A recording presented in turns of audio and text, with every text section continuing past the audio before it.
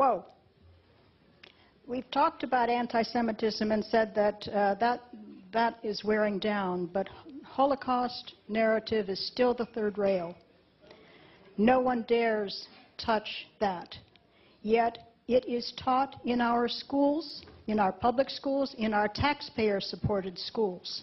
We may not oppose it. It is a quasi-religious dogma. I consider that a violation of constitutional rights.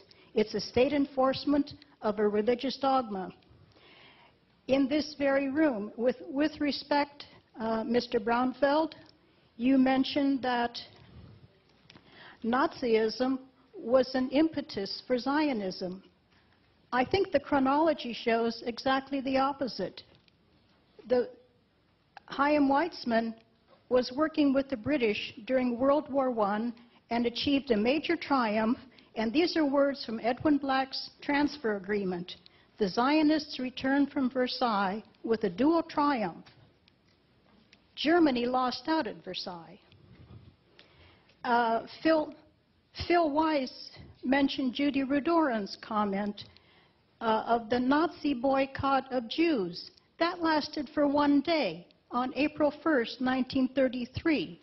The Jews declared war on Germany on March 24, 1933, and that lasted for 7 years. All right, we're way out of minute here. Let's go ahead and let the panelists respond. Anyone? Is this on, or what do I do to? Yeah, you're on. Oh, it's on. No, I only wanted. I see no problem with teaching the Holocaust in the schools. We should teach all of world history in the schools. This is an event which happened. Hopefully it will never happen again. But my point about the Nazis and the Zionists was, I understand that Zionism existed long before Nazism. My point was that it was only after Nazism that many Jews that were opposed to Zionism became sympathetic to it because they saw there was a need to do something with these people who had suffered. That was my only point. In reference to teaching of Holocaust in the schools, this is a situation in which much more time is spent teaching about the Holocaust that happened in Europe than what the genocide against the Native Americans in this country. I happen to have been a school teacher, and I substitute still in the schools. There are programs in California. Every 8th grader gets weeks of Anne Frank, not only her diary, but all kinds of teaching material because it's provided by Jewish establishment. Then in the 9th grade, they all read Elie Wiesel, his book, The Night. This is in English. And then in history, it's even more.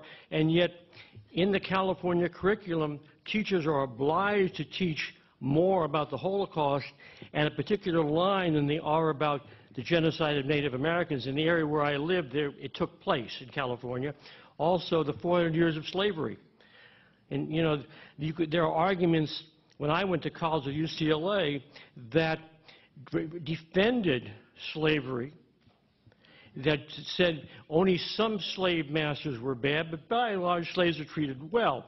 So there was a whole range of opinions, but when it comes to the Holocaust, there is no range of opinions. You teach a certain line. You do not teach about the Zionist-Nazi collaboration. But they know that in Israel. Many things that American Jews don't know or don't want to hear about. And also you have proliferation of monuments to the Holocaust here. Are there any monuments to the genocide of Native Americans in Germany? Wait, excuse me. What range of opinion could you possibly have about the Holocaust? It's not a, Excuse me. excuse me, it's not a question of range of opinion. It's a question of historical discussion. You're for it? You're against it? No, no, excuse me. No, I'm talking about teaching in American schools about American history. I also take exception to the lady's comment. I don't think we should be problematizing the education of the Holocaust here. That's repulsive. You know, Anne Frank it's a wonderful book. I don't care who tells you to read that book. If it's APAC, if it's the ADL, it's a wonderful book. The one thing I would say is that the West thought that incurred a debt toward the Jews from the Holocaust, and the Palestinians paid for that. And I think that one of the great discoveries of the last few years in Palestinian solidarity is the understanding that the West also has a debt to the Palestinians. And we are... Can we move on? That's enough. Thank you very much.